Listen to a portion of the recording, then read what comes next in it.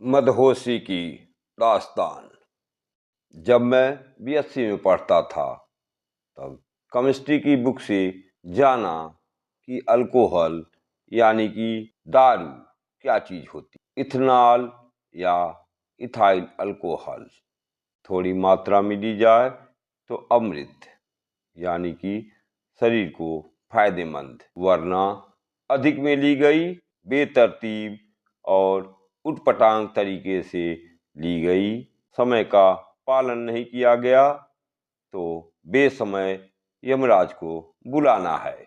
मेरे गांव में कई ऐसे सुंदर सुंदर जवान रहे हैं जो 35-40 वर्ष होते होते भगवान को प्यारे हो गए। कारण वही देसी दारू जो ईंट के भट्ठे पर बनती थी और बाग में सुबह ही सुबह भीड़ लगती थी, मानो कोई मेला लगा हुए। प्लास्टिक की पन्नी में मिलती थी, बिना चिखना केवल नमक चाट कर लोग पी जाते थे। परिणाम की चिंता किसे थी?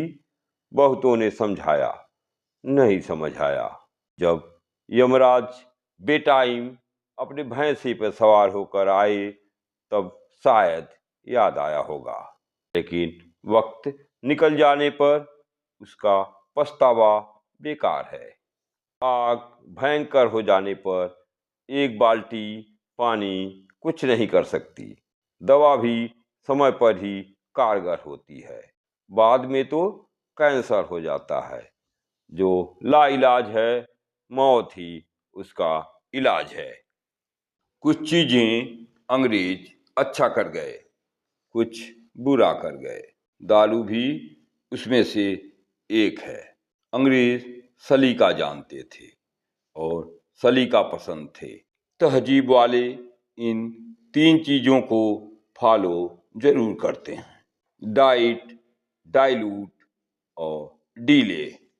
जब यही चीज हम भारतीयों के हाथ लगी, अनपढ़ों के हाथ लगी, उसने अपना सलीका खो दिया। पढ़े लिखे लोग, समझदार लोग ऐसा कतई नहीं करते हैं। अंग्रेजों ने फौज को दारू पर नियंत्रित अधिकार दे दिया।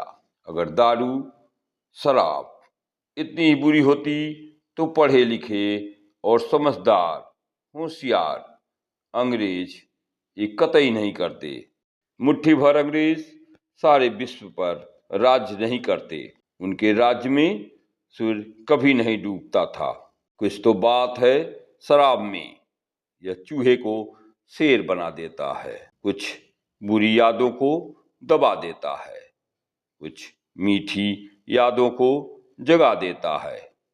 किसी ठेके या बियर की दुकान पर जाइए, कितने ही लोग अपनी प्यारी सलोनी से बातें करते मिल जाएंगे, वीडियो कॉल पर या वैसे ही।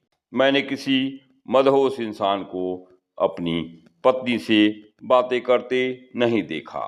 जो सहजता से उपलब्ध हो उसकी कदर ही कहाँ होती है। घर की मुर्गी दाल बराबर, यूं ही थोड़े ही कहा गया है। अपना बेटा और दूसरे की बीबी सबको अच्छी लगती है, भली लगती है, सुंदर लगती है। कुछ तो अपनी सारी की सारी भड़ास उतारते नजर आते हैं। आज साले आ, आज तेरी बोटी बोटी कर दूंगा। उसने क्या समझ रखा है? यहाँ कोई चूड़ियां पहन रखी है क्या? गोली मार दूंगा, फाड़ के रख दूंगा। बस ये सारी करतूत ही उस दारू की है। इसमें उसी दारू की गलती है। दारू उतर गई, यह भी नीचे उतर गया।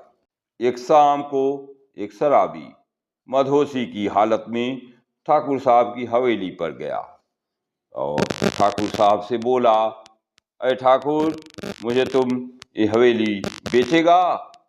हम खरीदेगा। क्या पैसा लेगा? जितना पैसा मांगो वही दूंगा। किसी तरह ठाकुर ने समझाकर बुझाकर उसे भेज दिया कि कल सुबह बात करेंगे। जब सुबह उससे मुलाकात हुई तो ठाकुर साहब ने उससे पूछा कि कल तू मेरी हवेली खरीद रहा था। अब वो हाथ जोड़े माफी मांगते हुए बोला, ठाकुर साहब आप भी कैसी बातें कर रहे हैं, मैं और आपकी हवेली खरीदूंगा। वो जो खरीद रहा था वो तो शाम को ही था, अब नहीं है। मेरा तो इन शराबियों से 36 का आंकड़ा है। जिसने भी मुझसे बहक कर बातें की, उड़कर बातें की, अटपटी बातें की, उसे अपनी नजरों से दूर भगा दिया। अगर बकवासी करनी है तो 20 फीट दूर जाकर कर। मैं इन चीजों को सुनने का आदी नहीं हूं। जो 30 बार खा बनते हैं अपने ही घर पर रहें और वहीं अपनी सेखी भगाड़ें। हमारे पतीले में उनकी दाल नहीं गलने वाली। एक बार एक शराबी ठेके से पीकर लड़खड़ाते हुए निकला। टेम्पो वाले से बोला, गिरधरगंज ले चलो। टेम्पो वाला कुछ ज्यादा ही चालाक था। सोचा कि इस पियक्कड़ को क्या पता कि गिरधरगंज कहाँ है। होश किसे है जो यह जाने। 50 रुपये लूंगा। ठीक है कहकर मिस्टर मधोज बैठ गए। टेम्पो वाले ने गाड़ी को बिना गियर लगाए न्यूट्रल में ही खूब एक्सीलेटर दिया। गाड़ी चलती रही, यूं यूं यूं यूं गूं गूं करके। देर में टेम्पो वाले ने टेम्पो बंद कर दिया। पीछे मुड़कर मिस्टर बोला, उतरिए, गिरधरगंज आ गया। मिस्टर पियक्कड़ ने उतरकर 50 रुपये थमाए और हिदायत दी, गाड़ी धीरे चलाया करो, तुम गाड़ी बहुत तेज चलाते हो। 2 शराबी ठेके से टुन्न होकर पैदल ही घर आ रहे थे। बीच रास्ते में ही दीवाल आ गई। दोनों को आश्चर्य हुआ, अचंभा हुआ कि जाते वक्त यह दीवाल बीच रास्ते में नहीं थी। अब क्या करें?